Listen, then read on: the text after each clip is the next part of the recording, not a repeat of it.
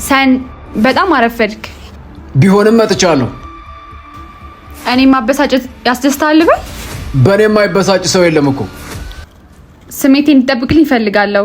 መጠበቅ እንደማለው ታውቃለህ። መድረስ ባለብኝ ሰዓት ነው የደረስኩት። ሁኔታዎች መከሰት ባለባቸው ሰዓት እንዳይከሰቱ ማድረግ አንችልም። በዚህ ሰዓት መድረስ ነበረብኝ፣ በዚህ ሰዓት ደረስኩ። ሰን አታፈቅረኝም?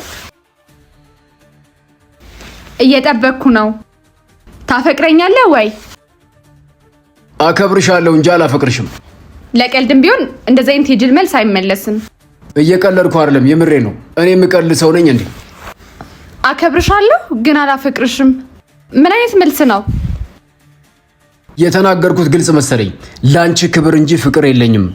ሰን ከምንድን ነው የተሰራው ግን?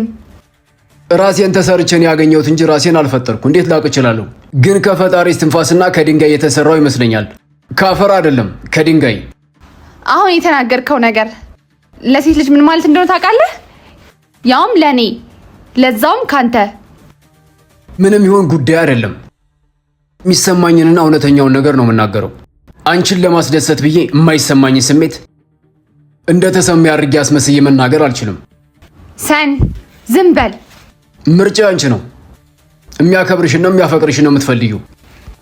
በዚህ ሰዓት መሬት ተከፍታ ብትውጠኝ እንዴት ደስ ባለኝ። ሰዎች እንደዚህ ናቸው። እውነትን ለመሸሸት ሞትን ይመርጣሉ። ግን ሰዎች ያልተረዱት ነገር ሞት ራሱ እውነት መሆኑ ነው። የምታከብረውን ሰው ካፌ ላይ ነው ጥላው የምትሄደው?